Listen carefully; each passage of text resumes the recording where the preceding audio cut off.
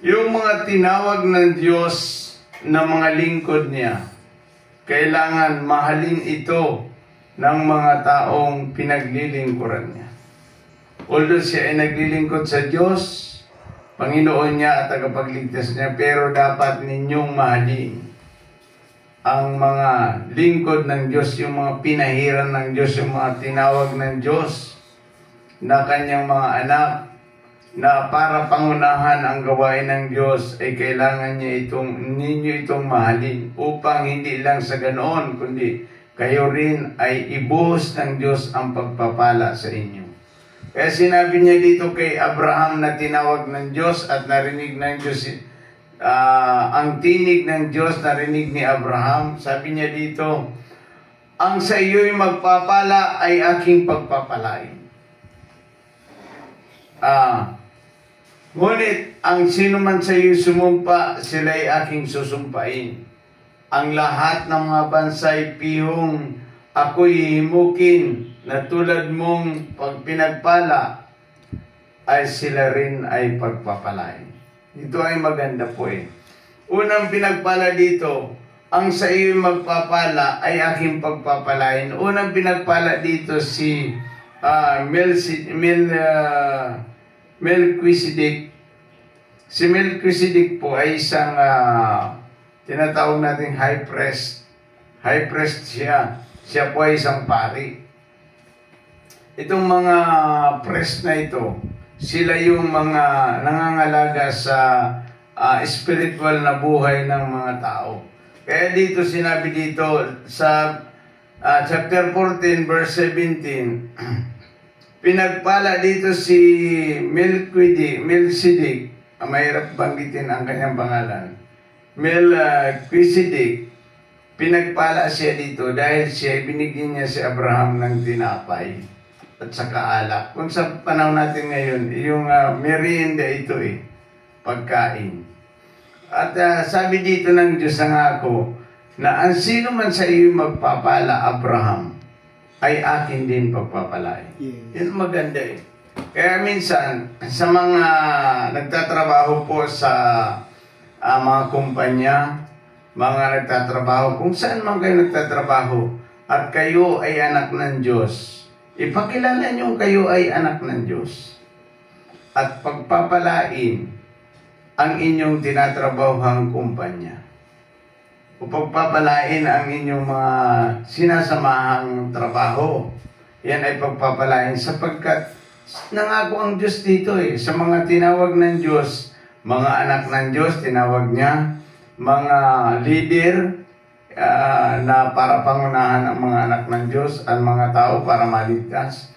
Ito ay pagpapalain kung saan man siya nagtatrabaho. Pagpapalain niya itong grupong ito. Itong company, ito yung tinatawag nating corporated o organization ng grupong ito ay pagpapalain. Sapagkat nangako, ang sino man sa iyo magpapala ay aking pagpapalain.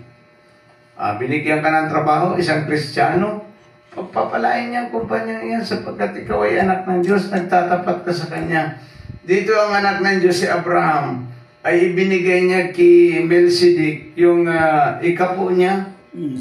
Wala pang, hindi pa nag-uutos ang Panginoon doon, hindi pa nakikipagtipan sa mga Israelita ang Diyos na magbibigay ng ikapo. Pero si Abraham ay nagbigay na ng ikapo niya doon kay Melchizedek. Nagbigay na po. Kaya dito, nakita natin yung kanyang katapatan. Kaya naman si Abraham ay pinagpalang gusto at nakita mong siya ay hanggang sa panahon ngayon ay pinapakinabangan natin yung pananampalatayang nagmumula sa Diyos, yung kanyang katapatan. Kaya sabi niya dito, ang sino man sa inyo sumumpa o ang sino man sa iyo sumpain ka, ay susumpain ko rin, sabi ng Panginoon. Kung sino man sa iyo sumumpa, ay susumpain ko rin. Ito yung maganda eh, na doon sa mga taong banal, doon sa mga taong masunurin sa Diyos, laging nakatingin sa Kanya ang Diyos eh. Napagpapalain niya. Kaya hindi ako natatakot na sabihin mo pag ako'y tumanda na ako ay mapapariwara ang aking buhay. Hindi po. Kasi sabi dito, maliwanag. Sabi niya dito, sumpain ang sino mang susumpa sa iyo. Susumpain ko ang sino mang susumpa sa iyo. Kaya maganda dito eh. Kaya sabi niya dito, ang lahat ng bansa, pihong ako'y himukin, na katulad mo'y pinagpala, sila'y akin ding pagpapalain. Yung mga bansa na nakakilala sa ating Diyos bilang Panginoon na tagapagligtas ng ating mga buhay, ay ito ay pinagpapala din ng Panginoon. Ano ang mensahe sa atin ngayong umaga? Ang mensahe sa atin ngayong umaga, mahalin natin ang mga lingkod ng Diyos. Mahalin natin. At makakasama tayo doon sa pagpapalang ibubuhos sa Kanya at mapapasama tayo doon sa pagpapalang ibibigay sa atin ng Panginoon. Pag binigyan ang mga manggagawa ng pinagpala siya, ay kayo rin ay ipagpapala sapagkat dito si Abimelech ay binasbasan dito si Abraham. Binasbasan dito ni Abimelech, ni Melchizedek, si Abraham. Binasbasan siya dito eh. Bukod sa binigay na tinapay, binasbasan siya na pagpalain ka ng Panginoon na gumawa ng langit at ang lupa. Na ibig sabihin, hinihingi ni Melchizedek na si Abraham ay tunay na pagpalain ng Diyos. Kaya dito, nagkaroon dito ng tinatawag na matagumpay na buhay ni Abraham. Noong panahon ni Noe, ay nangako ang Diyos na 120 lamang ang tatagal ng tao. Pero dahil sa katapatan ni Abraham, dahil sa kanyang katapatan sa Panginoon, inabot siya ng 175 years old. Dito ay napakaganda ng kanyang buhay na ipinangako ng Diyos. Ang mga taong tapat sa Kanya ay ito ay pagpapalain niya. Ano man ang kalagayan ng mga manggagawa natin, mahalin niyo po yan sapagkat iyan ay mga lingkod ng Diyos. Kapag pinagpala ninyo sila, ay kayo rin ang magpapala. Kaya sabi doon sa mga Kawikaan, chapter 19, verse 17, nasabi niya doon, ang tumutulong sa mga mahirap, ang Diyos ang magbabayad sa iyo.